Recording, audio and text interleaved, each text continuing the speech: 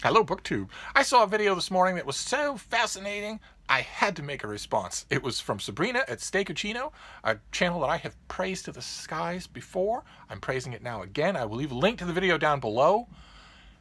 It was amazing.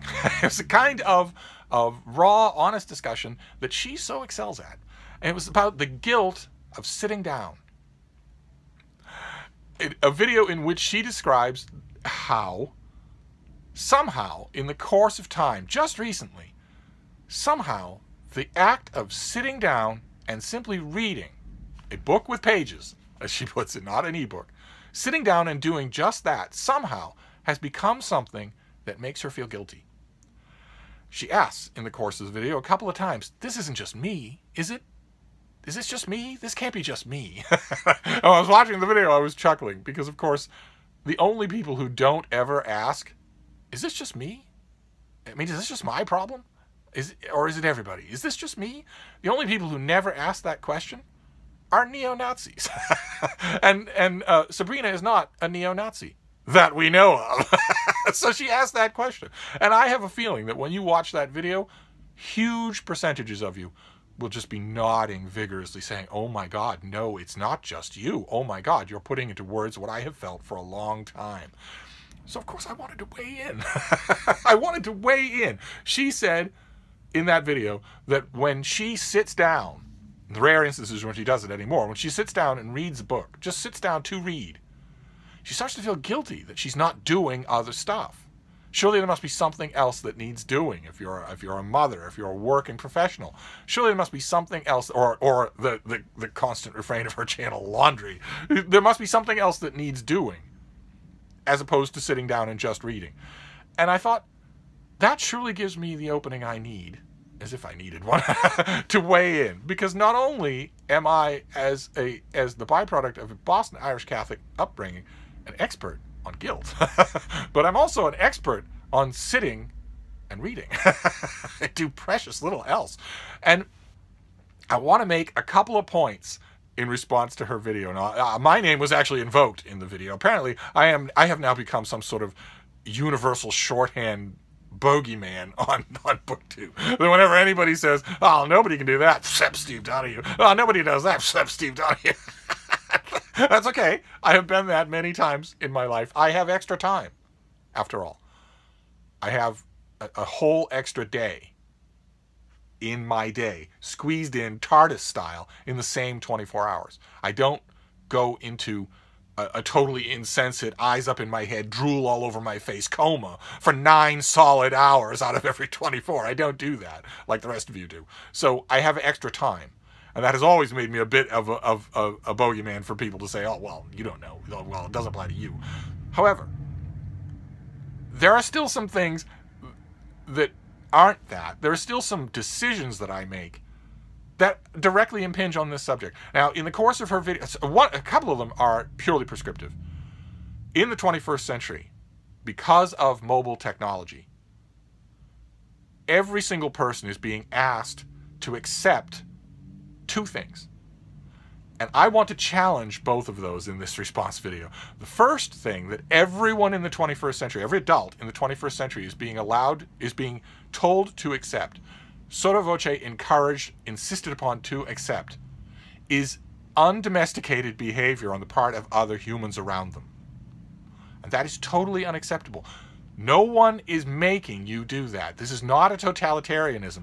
No one is making you accept undomesticated behavior on the part of the people around you. Like, for instance, in her video, Sabrina says, just as a matter of course, she doesn't even emphasize it in the video. She says that, there are demands on your time. Like, for instance, you will get work calls during the weekend that you can't ignore. And I said out loud to the video, no, you won't.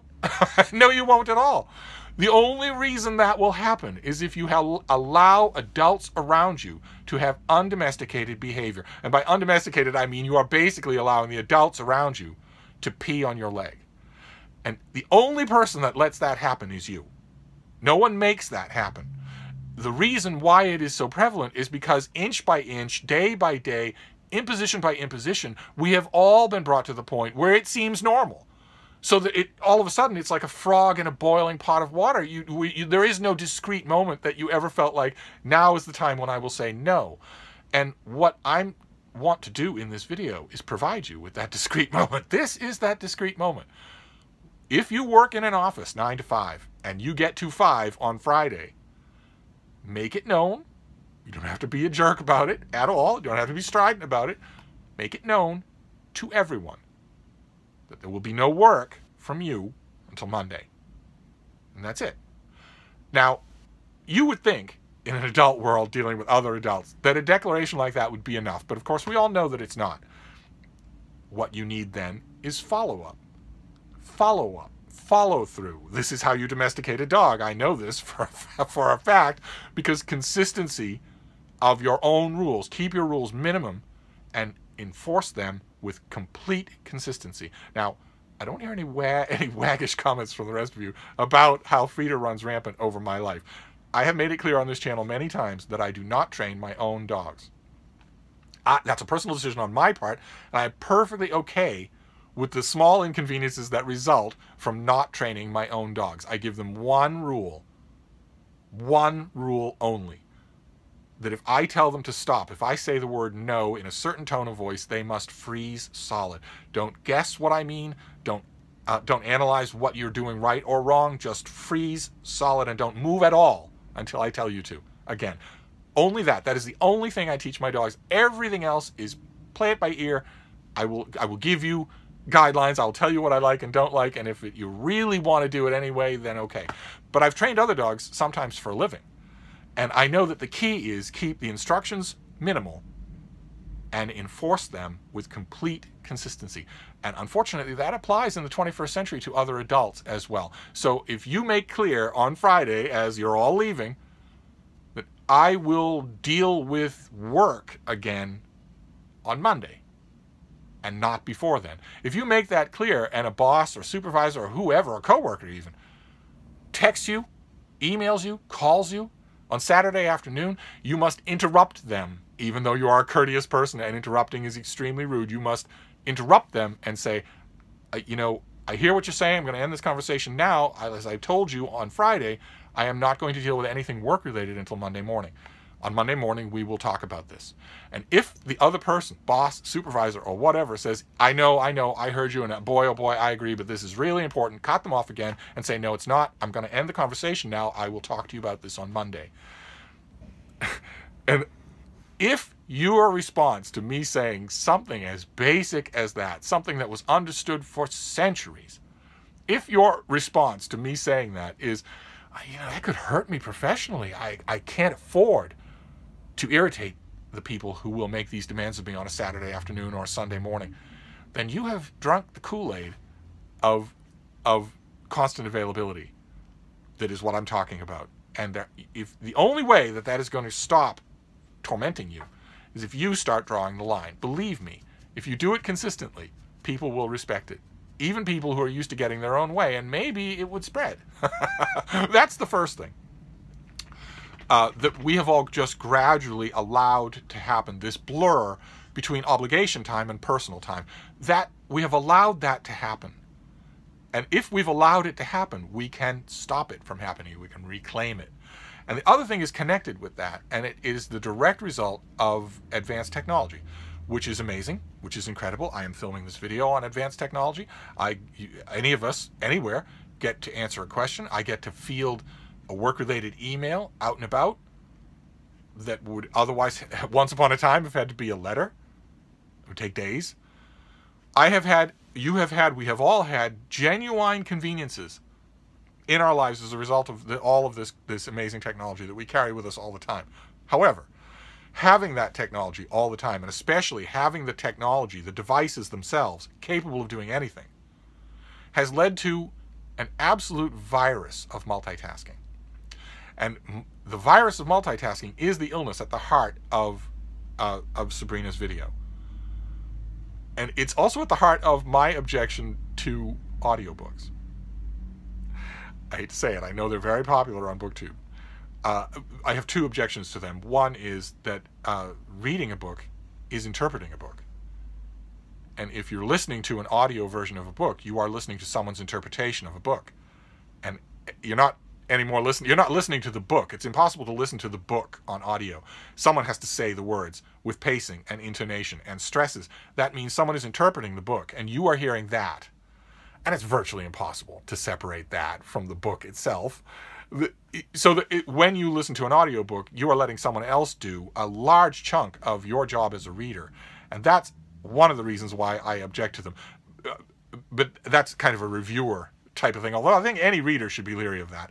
The other big reason that I object to audiobooks is because they facilitate multitasking. In fact, they encourage it. How many of you like audiobooks specifically because they allow you to do something else at the same time?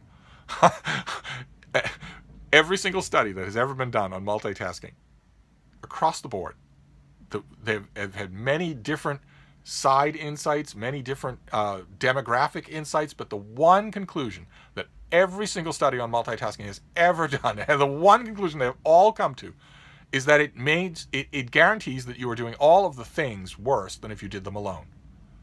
Multitasking is inefficient. It doesn't work. It produces the surface veneer of getting a lot done, but you are actually getting less done in all of the things that you are attempting. And that very much applies to listening to an audiobook while you do your laundry, or while you make supper, or while you're out jogging, or driving.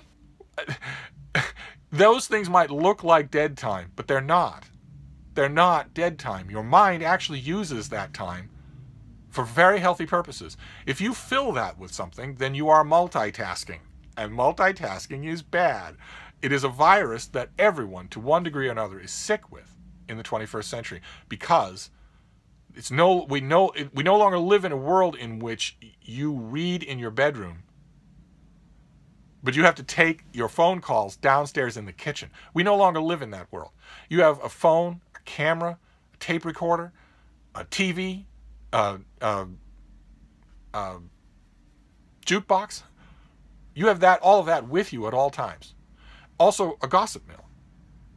You have all of that in a device the size of a playing card that you can carry around with you 24 hours a day. No one is going to make you exercise self-control over that device but yourself. No one is going to do that. You have to do that. and those are the two pleas that I want to make here. I want to stress that a big part of the reason why the rest of the world, the rest of the adult world, seems to pick and pick and pick at your ability to simply sit down with a book is because you let it. That's a large part of the reason why. I realize it blurs a little when you're a parent of small children. That's why I don't understand such an undertaking. Every time Deb and I had a little kid, they quickly got in the way of sitting and reading and doing a whole bunch of other stuff, which is why we traded all of them for boxes of mega stuffed Oreos. And boy, oh boy, were those cookies good. And I'm sure the kids are okay. But if you're going to insist on that, okay, fine. But even children, once they get to 4 or 5, they are within the range of being domesticatable. Once they get to that age, they're within the range of being made aware that they are asking too much. And if we leave children aside for the minute, all adults are within that range. Every single adult is within that range, and you are doing yourself no favors not to domesticate your adults. It especially applies to family members. Oh my God, it especially applies to them. But it also, into the 21st century, it applies to coworkers and friends who expect you to be there and ready at all times. Don't do it. No one is going to come along and fix that problem. You're going to have to fix it. You're going to have to reclaim that time from all of the undomesticated adults around you. You're going to have to start the slow, loving, and painstaking process of domesticating them. Now, I don't have to do that quite so much because, like I said, I start reading at midnight when there isn't anybody to bother me.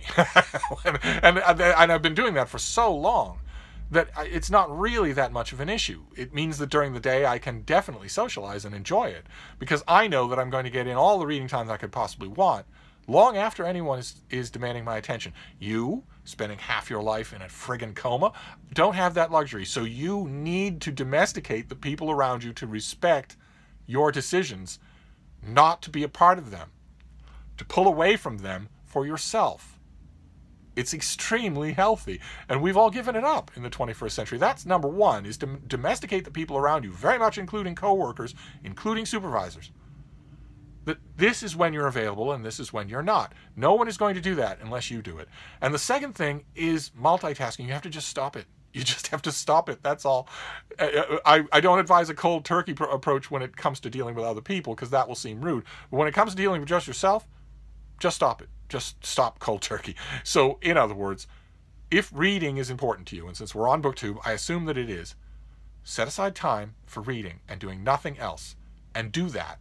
And it might seem harsh. You might experience what the kids call FOMO for a little while. But after that, you'll come to look forward to it, and you will be healthier for it. So that's my response to the guilt of sitting down. Don't be guilty. Don't be. And you might want to think about, I mean, I know it's not an option for everybody, but if it is an option for you, you might want to think about drifting away from ebooks or audiobooks entirely, because they are so conducive to distraction. They are so conducive to multitasking.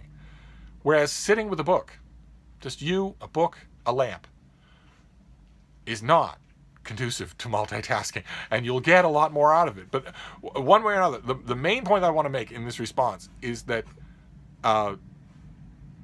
we often think in the 21st century that if something has happened, if some priority has changed, if we have suddenly looked around and found ourselves doing something that is slightly mysterious and maybe not palatable, our response, our initial response in the 21st century, without even thinking, is that it changed without us knowing, so it will change back without us knowing. Where it's, in other words, that you don't have to work on it because it'll kind of sort of fix itself. And that absolutely is not true when it comes to reading. The heart and soul of BookTube. Guarding and providing reading time for yourself and then guarding that time is entirely your job to do. If you don't do it, then it won't happen. So there you go. So I wanted to say. So it's Friday. You can start today. you can start baby steps today. Tell yourself today that on Saturday for 2 solid hours you will read, and then one by one, gently but firmly, deal with everyone who wants to stop you from doing that, until there aren't any left, until you have domesticated the people around you and dealt with your distractions. But anyway, I will leave a link to her video down below. It is fantastic. I can't wait to read the comments on her video, and I also want very much to continue that discussion in this comments field as well. I want to know, after you've watched her video, do you feel that way? I know for a fact that hundreds of you do. Maybe thousands of you do feel that same way. Where has my reading time gone? How did this happen? I want to hear about it, and I want to hear what, if anything, you do to stop it. The rearguard action that you make to stop that from getting any worse. So let's have the conversation between these two channels, because it's a great subject. It's obviously right at the heart of what we do here on BookTube. So I'm gonna wrap up my stem winding for now, but I will be back. Thank you, BookTube.